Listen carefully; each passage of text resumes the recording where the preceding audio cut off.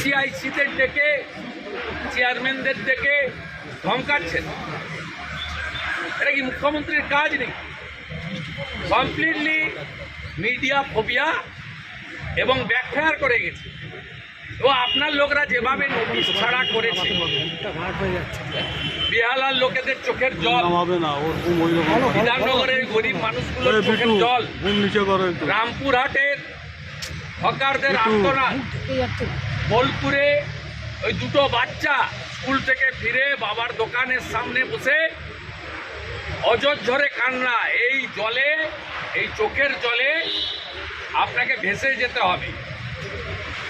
আর আপনি বলছেন জমি উদ্ধার করবেন, আপনি নিজে কালীঘাটের টালিনালার জবরদখল করে নিজের বাড়ি এক্সটেনশন করিয়েছেন, মিটিং হল তৈরি করেছেন।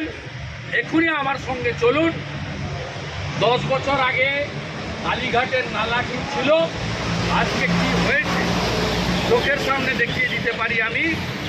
জবরদখলকারী যদি কেউ হয়, নালা ক্যানেল যদি কেউ বন্ধ করে থাকে, ইরিগেশন যদি বন্ধ করে থাকে, তার নাম মমতা ব্যানার্জি এবং তার পরিবার। আপনাকে দেখে সুজিত বোস ওখানে লেক টাউনে 10টা বাদে নিকাশি বুঝিয়ে প্লট করে কোটি কোটি টাকায় জমিগুলো বেচেছে। তাই সুজিত চোর আর আপনি সাধু এটা হতে পারে না, এক যাত্রায় পৃথক ফল হতে পারে। রায়গঞ্জের চিকিৎসকরা কি হলো? হ্যালো, এটা আলোচনার বিষয় না, এটা প্রাইমারি চল না আর ওখানে প্রতীক দিয়ে লড়াই হয়। ওখানে তো জনগণ লোকসভা ভোটে বলে দিয়েছে পূর্ব মেদিনীপুর কার সঙ্গে আছে। অধিকারী মুক্ত করতে গেছিলেন পিসিআর ভাইপো, পিসি ভাইপো মুক্ত হয়েছে পূর্ব মেদিনীপুর। 16টা বিধানসভার 15টা আমাকে দিয়েছে, 2টো লোকসভা আমাকে দিয়েছে। প্রমাণ হয়ে গেছে, আর প্রমাণ আপনাদের নিতে হবে না। আর ওখানে সবই ঘুরিয়ে ফিরিয়ে আমি চাই, এটা প্রমাণিত হয়ে গেছে। যাকেই বসান না কেন, ঘুরিয়ে ফিরিয়ে আমার সঙ্গে ফোনে কথা বলেই তিনি কাজ করেন। যাকে খুশি ডিএম পাঠান, যাকে খুশি পাঠান, কিন্তু কোলাঘাটের পরে গেরুয়া, কোলাঘাট থেকে একদম তামিলনাড়ুর বর্ডার অব্দি গেরুয়া, কোলাঘাট থেকে দীঘা গেরুয়া, উড়িষ্যা গেরুয়া, অন্ধ্রপ্রদেশ গেরুয়া, তেলেঙ্গানা গেরুয়া। কোলাঘাটের পরে নেই, আমরা এবারে কোলাঘাটের পর থেকে এই দিকটায় আসবো। কোলাঘাট পেরিয়ে গেলে জয় জগন্নাথ গেরুয়া। মার খাচ্ছে চিকিৎসকদের, শুধু মার খাওয়ার জন্য 5 জন চিকিৎসককে মারা হয়েছে। আজকে রায়গঞ্জের চিকিৎসকরা বিক্ষোভ দেখাচ্ছে। রায়গঞ্জ মেডিকেল কলেজে আপনি এই প্রশ্নটা শ্যামাপ্রসাদ ডক্টর এসপি দাসকে, একটা আনঅথরাইজ পার্সন, তিনি কন্ট্রোল করছেন স্বাস্থ্য দপ্তর। Doctor SP Das is controlling স্বাস্থ্য দপ্তর। আপনি নারায়ণ স্বরূপ নিগমকে জিজ্ঞেস করুন, চন্দ্রিমা ভট্টাচার্যকে জিজ্ঞেস করুন, ডাক্তার শান্তনু সেনকে জিজ্ঞেস করুন, ডাক্তার নির্মল মাঝিকে জিজ্ঞেস করুন। আপনারা জানেন না স্বাস্থ্য দপ্তরটা অ্যাকচুয়ালি কে।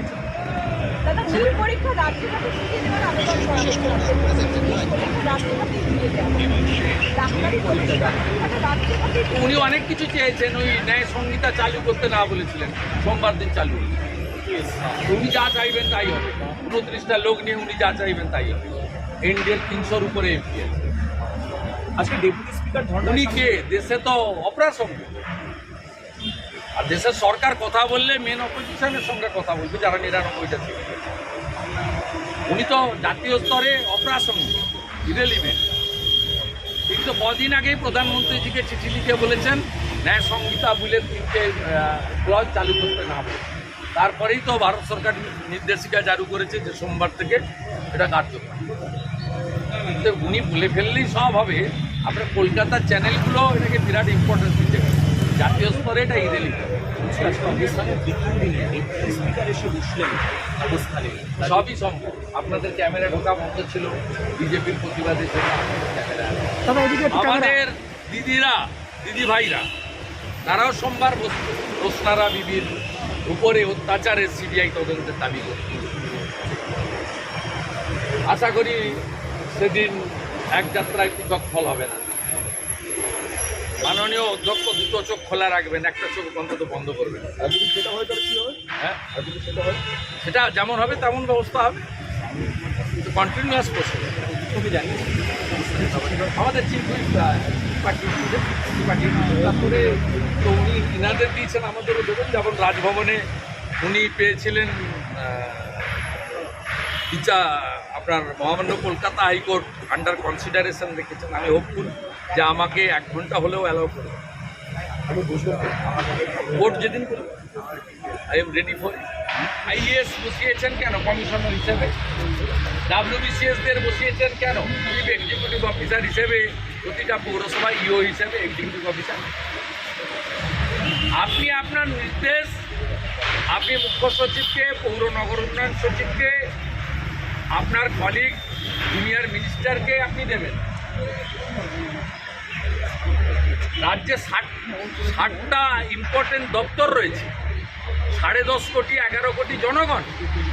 ফেডারেল স্ট্রাকচারের কথা বলেন, আপনি OCICদের ডেকে, চেয়ারম্যানদের ডেকে ধমকাচ্ছেন। এটা কি মুখ্যমন্ত্রীর কাজ নেই?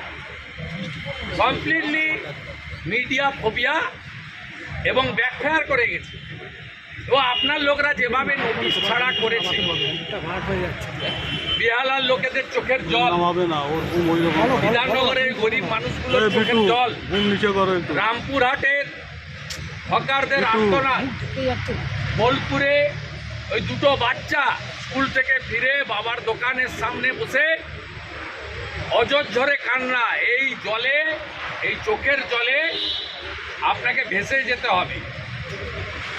আর আপনি বলছেন জমি উদ্ধার করবেন। আপনি নিজে কালীঘাটের টালিনালার জবরদখল করে নিজের বাড়ি এক্সটেনশন করিয়েছেন, মিটিং হল তৈরি করেছেন। এখনই আমার সঙ্গে চলুন। 10 বছর আগে কালীঘাটের নালা কি ছিল, আজকে কি হয়েছে চোখের সামনে দেখিয়ে দিতে পারি আমি। জবরদখলকারী যদি কেউ হয়, নালা ক্যানেল যদি কেউ বন্ধ করে থাকে, ইরিগেশন যদি বন্ধ করে থাকে, তার নাম মমতা ব্যানার্জি এবং তার পরিবার। আইএস বসিয়েছেন কেন কমিশনার হিসেবে? WBCSদের বসিয়েছেন কেন চিফ এক্সিকিউটিভ অফিসার হিসেবে? প্রতিটা পৌরসভায় ইও হিসেবে এক্সিকিউটিভ অফিসার। আপনি আপনার নির্দেশ আপনি মুখ্য সচিবকে, পৌর নগর উন্নয়ন সচিবকে, আপনার কলিগ জুনিয়র মিনিস্টারকে আপনি দেবেন। রাজ্যে 60টা ইম্পর্টেন্ট দপ্তর রয়েছে, 10.5 কোটি 11 কোটি জনগণ। ফেডারেল স্ট্রাকচারের কথা বলেন, আপনি